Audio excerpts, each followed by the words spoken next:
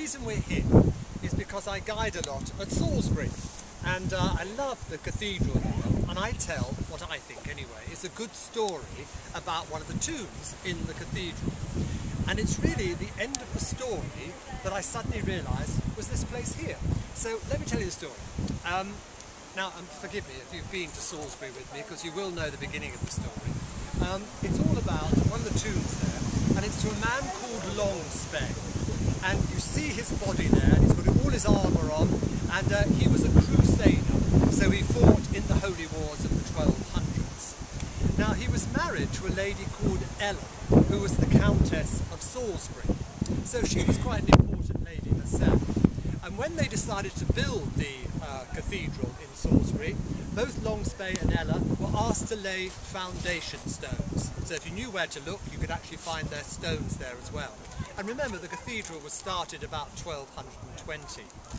Now, as I say, he was a crusader, Longspay, so he decided he would go off to the Crusades for just 1 year. And Ella stayed there in Salisbury. Well, a year goes by and he hasn't returned. So another 3 months, 6 months, 9 months, still hasn't come back. And so people now assume that he's been killed in battle. But Ella always believed that he would return to her. Now, the problem for Ella is that she's now thought to be a widow. But not just any old widow, a very, very rich widow. So she was quite young, and so a lot of people came down there, and they sort of thought, well, you know, let's try and marry her, and then they'd get hold of the fortune. Now, eventually, the Chancellor of England hears about this young girl with all this money, and so he comes down here, and he tries to persuade her to marry, not him, but to marry his nephew, but he would look after the money. Well, he organises a great banquet, and on the eve of the banquet, Longspay returned.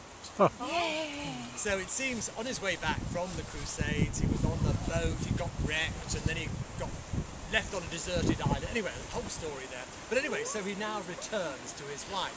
Now the Chancellor, of course, a bit of egg on his face, but he decides he'll carry on with the banquet, but now it's going to be for the safe return of Longspay. Well, a week after the banquet, Longspay was dead. And of course, everyone suspected that he'd been poisoned at the banquet, but no one could prove it. So that's why you have this wonderful tomb in Salisbury Cathedral. But then what happened to Ella? Now Ella, as it turns out, is actually quite an important lady.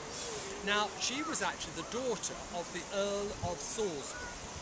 Now he died, and this was the only daughter, and so the mother now gets very sort of, well, she doesn't want the girl out of her sight. And she's growing up now, she's about 12, 13 years old. Now do remember, of course, young girls married much younger in those days, and it would have often been a marriage of convenience, but you know, she would have got married to someone quite early on. So the mother decides, no, she doesn't want this. She wants to have this girl by her side. So she leaves England and goes to France.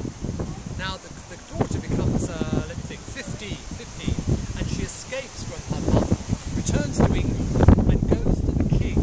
Now this is King Richard, you know, Robin Hood and all those sort of things, and he takes her under his wing and eventually marries her off to, well, Longspay, who was actually the half-brother of King John. So, you know, important lady. So, anyway, so what happened to this lady? She escapes from Salisbury with the heart of Longspay, you know, the heart of Longspay, and she comes here to take over a house that used to be on this site here, and she makes it into an Augustinian nunnery. So she keeps the money, pours it into the church. So all that from the early 1200s. You're not looking at 1200s there, though. More about that from the